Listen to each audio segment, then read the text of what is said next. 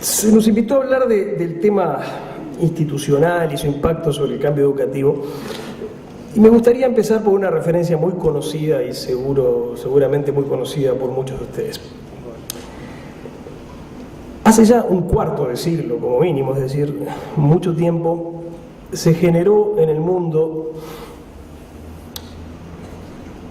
una corriente de trabajo que involucró a especialistas de distintas áreas en muchos países, que se le suele llamar con muchos nombres. Uno de los nombres con los que más se lo suele conocer es el movimiento de escuelas eficaces, que se dedicó a trabajar sobre una pregunta muy simple pero muy central, y es: ¿qué es lo que produce buenos aprendizajes? ¿Cuál es el actor privilegiado capaz de producir buenos aprendizajes? Y muy rápidamente se llegó a un conjunto de convicciones que hoy están explicadas en bibliotecas enteras. Y esas conclusiones eran: lo que producen buenos aprendizajes no son los sistemas educativos con organigramas más o menos complejos o más o menos coquetos. Lo que produce buenos aprendizajes no es el dinero. No es el dinero que se gasta en la educación. Si ustedes hacen el ranking de países empezando por el que gasta más por alumno y terminando por el que gasta menos, y luego hacen el ranking de calidad de aprendizaje medido por cualquier prueba internacional razonablemente confiable, van a ver que ese ranking no coincide.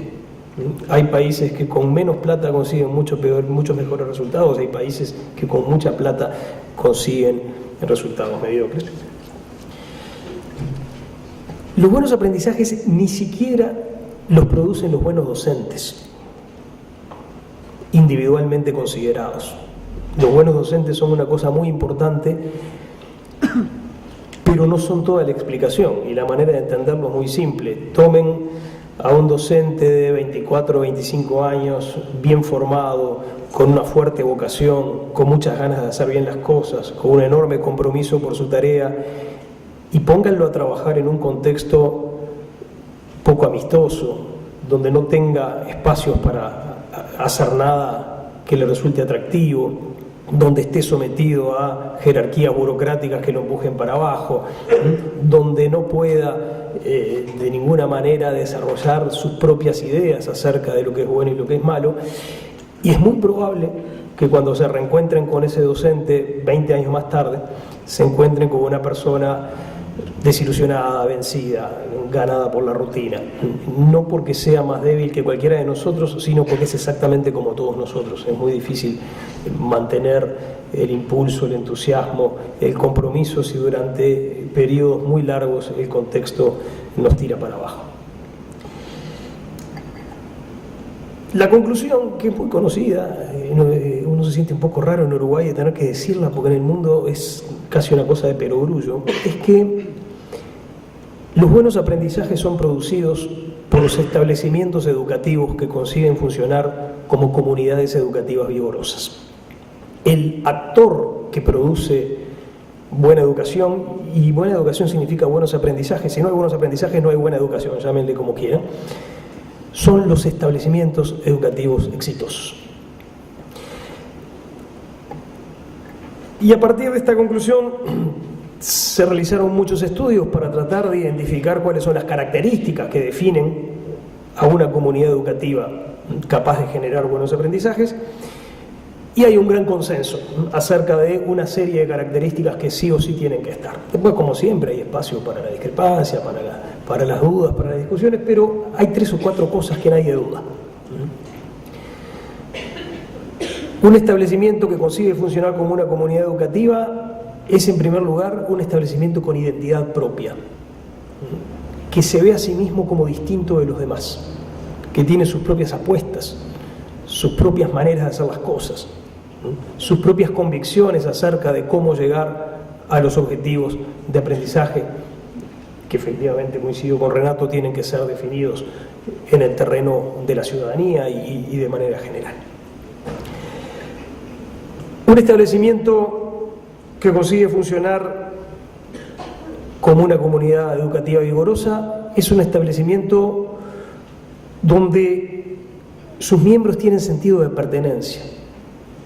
no es una sumatoria de individualidades, es un equipo. Y cada una de las personas que está ahí adentro se siente miembro de un equipo. Un establecimiento que consigue funcionar como una comunidad educativa vigorosa es un establecimiento que tiene un fuerte liderazgo dentro del propio establecimiento. Puede ser un director individual, puede ser un equipo de dirección, puede ser la asamblea de docentes, no importa, existen todas las variantes posibles.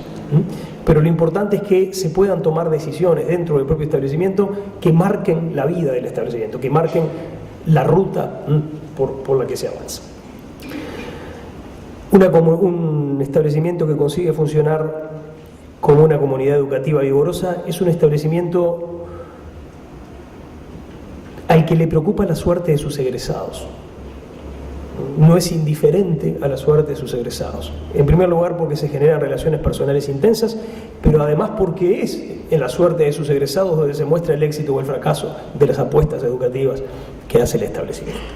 Bueno, no quiero abundar, hay mucho escrito sobre esto, hay toda una serie de características que permiten identificar a esta clase de establecimientos, a esto que se ha dado a llamar frecuentemente en la literatura escuelas eficaces, escuelas en un sentido amplio.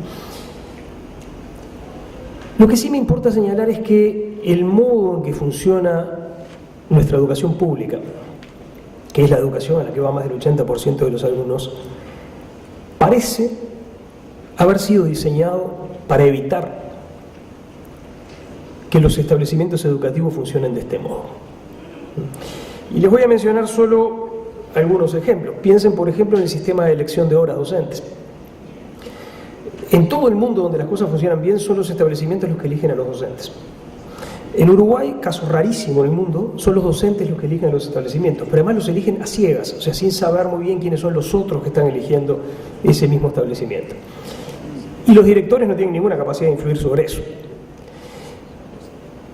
El resultado es que si ese conjunto de gente encuentra los puntos de convergencia para funcionar como un equipo de trabajo homogéneo, eso es en contra de todas las leyes de las probabilidades.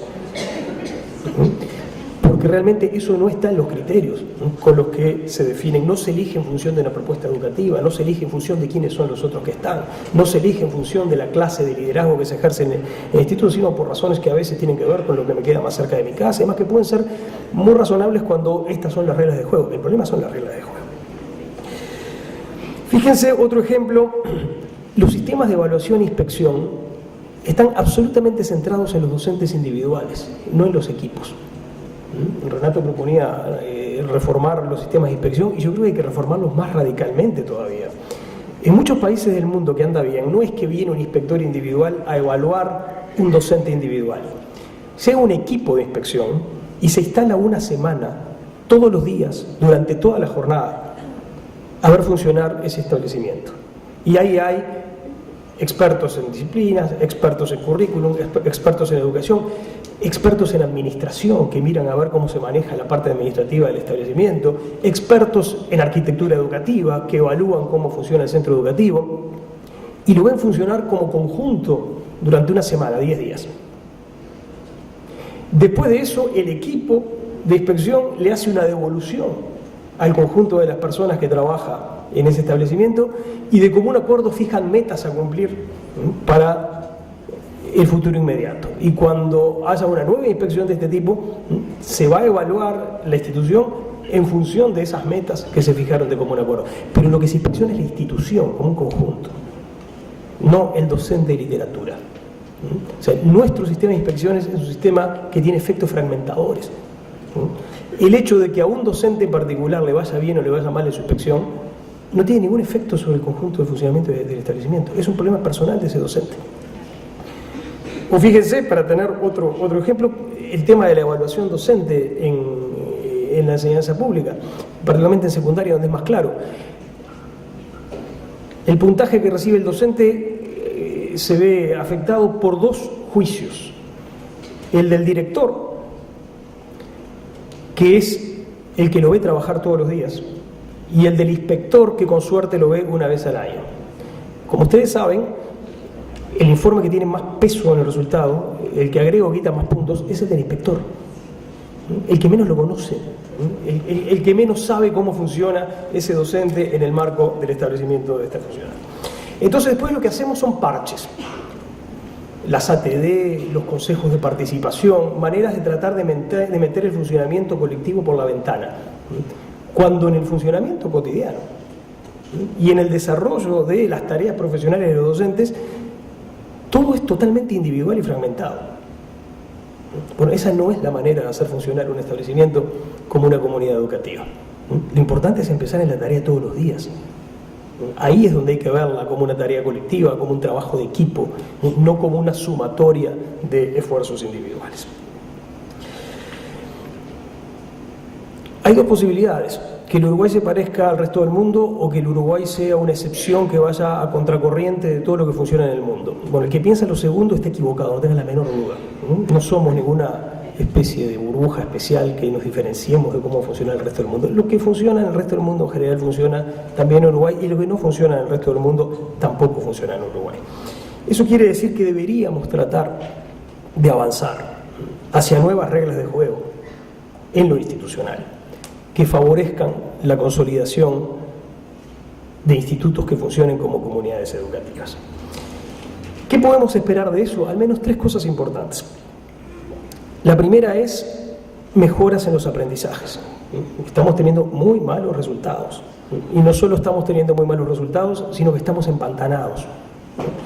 La primera vez que vimos los resultados de las pruebas PISA, estábamos lejísimos de la punta, pero festejamos que en el barrio nos había ido muy bien. Ahora, después participamos 2 veces más, y Chile ya nos pasó, y muchos otros países de América Latina han mejorado muchísimo más que Uruguay,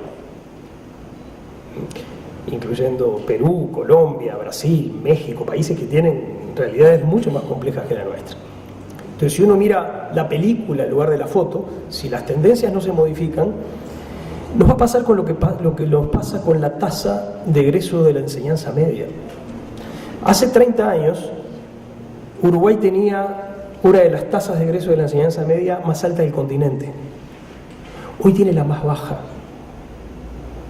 ¿Porque nuestra tasa de egreso de la enseñanza media bajó? No, se mantuvo exactamente igual. Hace 30 años que estamos un poco por abajo del 40%. Todos los demás mejoraron. Todos los que estaban atrás de nosotros hoy están adelante de nosotros. Bueno, si no conseguimos producir cambios en las tendencias en las que estamos, nos va a pasar lo mismo con los aprendizajes. Entonces, bueno, si el mundo nos enseña que una de las condiciones esenciales para que se produzcan aprendizajes de calidad es tener instituciones educativas que funcionen como comunidades educativas vigorosas, bueno, tenemos ya una muy buena razón para hacerlo. Creo que una segunda razón muy importante para hacerlo es porque hace mucho más linda la vida de los docentes. La vida de muchos docentes, especialmente, sobre todo en el sector público en Uruguay, es muy dura. Se sienten muy solos, se sienten muy agredidos, se sienten muy ignorados. Hay una frase que dijo alguien que no es de este país, pero que yo creo que se aplica a la vida de muchos docentes. Ese alguien dijo: la educación es la única área donde si usted hace algo mal no pasa nada, y si usted hace algo bien tampoco pasa nada. Bueno, es muy duro esforzarse por hacer las cosas bien en ese contexto. Si los docentes pueden sentirse parte de equipos que trabajan cooperativamente para hacer bien las cosas, si los docentes saben que lo que hacen no es simplemente un testimonio personal que nadie ve, sino un aporte a una tarea que es compartida con otros, la vida se vuelve mucho mejor. No solo la vida profesional se vuelve mucho mejor, por supuesto que se vuelve mucho mejor. La vida, en sentido más simple de término, se vuelve mucho mejor. Es más fácil sentirse contento con lo que uno hace, agradecido con la profesión a la que uno se dedicó, reconocido, con sentido de que lo que hace tiene un significado, va para algún lado, produce efectos, que si uno es una especie de expedicionario con un cuchillo entre los dientes en un ambiente adverso, tratando de hacer lo que pueda. Entonces, tratar de avanzar hacia otras formas de diseño institucional que permitan que los establecimientos funcionen como comunidades educativas, si pasa lo que pasa en todo el mundo, debería tener como efecto mejorar mucho la vida de los docentes. Y lo tercero, y contrariamente a lo que se puede pensar, ese esquema responsabiliza a los docentes. No es verdad que funcionando en equipo se diluyan las responsabilidades, sino al revés. las responsabilidades se diluyen en el esquema actual. Tenemos la peor tasa de deserción de educación secundaria en toda América del Sur y nadie se siente responsable. Nadie dice, esto es culpa mía, algo estaría haciendo mal. Cuando la vida educativa se reduce a una sumatoria de acciones inconexas, nadie se siente responsable del resultado. En cambio, si yo formo parte de un equipo de trabajo que tiene una concepción de cómo hacer las cosas, que tiene objetivos definidos, que se juega su autoestima, su imagen, su prestigio, su viabilidad en el logro de esos objetivos que nos pusimos y en la demostración de que las ideas pedagógicas sobre las que estamos trabajando son correctas. Si yo trabajo en esas condiciones, no da lo mismo si yo hago las cosas bien o si las hago mal. Porque si yo hago las cosas mal, no solo estoy perjudicando a mis alumnos, sino que estoy perjudicando a todos los demás compañeros del equipo. Y esos compañeros de equipo van a tener toda la legitimidad para decirme, ¿qué estás haciendo? ¿Por qué no estás poniendo todo lo que tenés que poner? ¿Por qué tu esfuerzo no es el mismo del resto? ¿Por qué la orientación de tu trabajo se desvió completamente? O convencenos o alineate, pero acá hay un problema. Trabajar en equipo, cuando los equipos son sanos y bien constituidos, lejos de diluir las responsabilidades individuales, la fortalece. Entonces, dos conclusiones sobre esto, porque Sergio ya me está rezongando. La primera es, tenemos pendiente un inmenso desafío de rediseño institucional en el sector público. Tenemos que cambiar los mecanismos de elección de horas, tenemos que cambiar el funcionamiento de las inspecciones, tenemos que cambiar el rol de los directores, tenemos que cambiar el modo en que se administra el dinero, yendo mucho más hacia presupuestos por establecimiento que puedan tomar sus propias decisiones en un montón de cosas. Tenemos una enorme cantidad de cosas para hacer. Esa es la primera conclusión. La segunda conclusión tiene que ver con la educación privada. Y quiero decirlo con todo cariño y con todo respeto, creo que en este terreno la educación privada está en deuda con el país. La educación privada tiene un marco de funcionamiento que le permite hacer muchas cosas que en el sector público no se pueden hacer. Tiene una flexibilidad para tomar decisiones, una flexibilidad para organizarse, una flexibilidad para constituir equipos de trabajo mucho más grande que la que encontramos en el sector público. Y tiene, por lo tanto, la oportunidad de jugar un papel de mucho liderazgo en la discusión educativa del país y de utilizar algo que es enormemente importante, que es el efecto de demostración. Es muy difícil hacer afirmaciones generales porque uno siempre termina siendo injusto. Por supuesto que hay experiencias en la educación privada uruguaya extremadamente valiosas y que tratan de sacarle el jugo al máximo a las reglas específicas con las que funciona el sector. Pero yo diría, más allá de esas excepciones muy valiosas, como conjunto, la educación privada uruguaya le ha sacado hasta ahora poco jugo a el marco regulatorio en el que funciona. A veces porque, bueno, como el sector privado es tan grande y tan fuerte, resulta natural no alejarse demasiado de él. A veces creo yo por cierto exceso de temor, miedo a que si hacemos las cosas de manera distinta, nos diferenciamos, vamos a tener problemas con la inspección y vamos a tener problemas con ANEP y no sé qué, y entonces mejor no lo hacemos. A veces simplemente porque no se ha reflexionado lo suficiente sobre el punto y no se ha visto con suficiente claridad que ahí hay una tarea histórica que puede ser cumplida. La educación privada en Uruguay ha cumplido tareas históricas muy importantes. Por ejemplo, yo diría la última muy clara, en los años de la dictadura fue un refugio de libertad, al menos en términos comparativos, y generó la oportunidad de que mucha gente pudiera seguir trabajando como docentes en una época en la que el sector público ya no se podía hacer. Y estuvo muy bien, y eso es muy bueno. Mi opinión personal es que la educación privada debería considerar la posibilidad de emprender esta nueva tarea histórica. Explotar al máximo el marco regulatorio en el que funciona para contribuir a la renovación de la educación uruguaya y para servirse de esa cosa tan fuerte, tan importante, que es el efecto demostración, para renovar el debate, para mostrar nuevas ideas, para mostrar cómo es posible llegar a mejores resultados por caminos diferentes de los que seguimos. Si no, se aplica aquella vieja frase de Einstein: si siempre haces lo mismo, siempre vas a llegar a los mismos resultados. Entonces, por favor, no tomen esto como una crítica, sino como una invitación, y eso, digamos, cada uno podrá evaluar en qué medida está lejos o cerca de hacerlo, pero creo que sería muy bueno para el país que la educación privada explotara más esas oportunidades que tiene en materia regulatoria. Muchas gracias.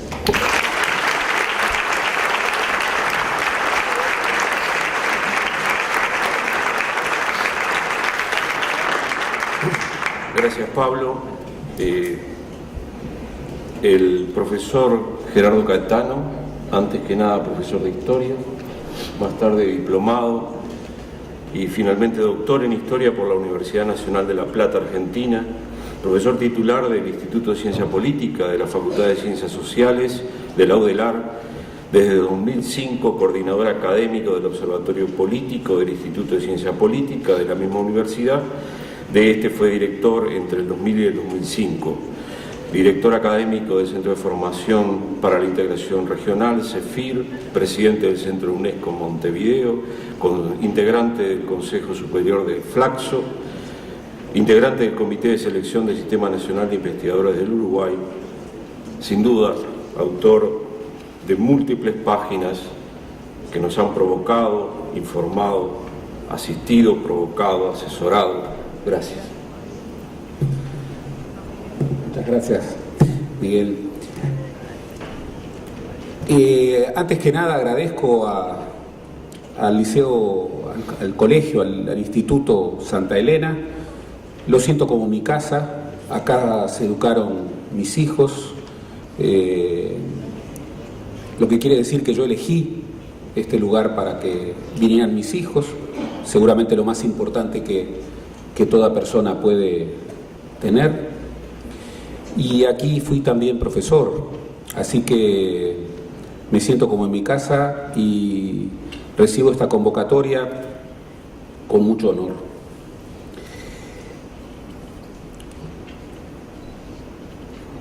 Hace 50 años, el Uruguay estaba en una situación ya crítica, y sin embargo estaba obsesionado con el futuro. En aquellos años, Marcha dedicó en el año 64 5 números especiales para pensar el Uruguay de los 25 a los 25 años. Claro, nadie previó la dictadura. Pero allí, en ese ejercicio de prospectiva sobre el Uruguay del futuro, Julio Castro señalaba que el Uruguay del futuro en materia educativa contendría buena dosis del Uruguay actual, y que había que reconocer que uno de los padres más indolentes del Uruguay era el propio Estado, y planteaba la ausencia de un plan de desarrollo futuro de la educación. Antonio Grompone planteaba la crisis de la enseñanza en aquel momento y decía: no es que la enseñanza esté en crisis, estuvo siempre en crisis porque en todo tiempo se adaptó a su época, pero el problema es que ahora debe orientar a su tiempo. Las reformas de cambio de mentalidad de profesores, de estudiantes, de sociedad.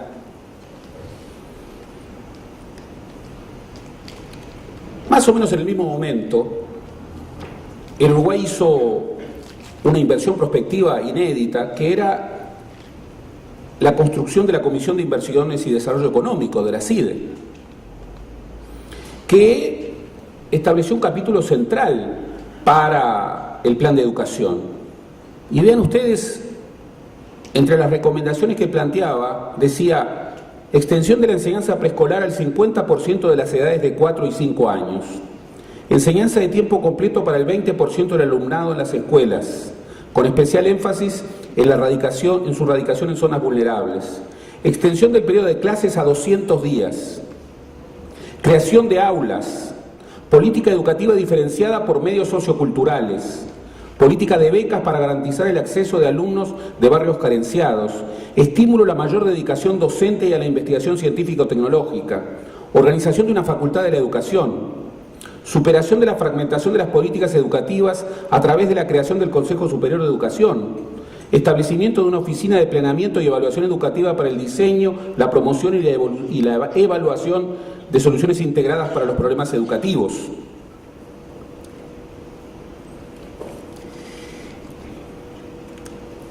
El Uruguay se ha creído y se ha querido hijo de la educación.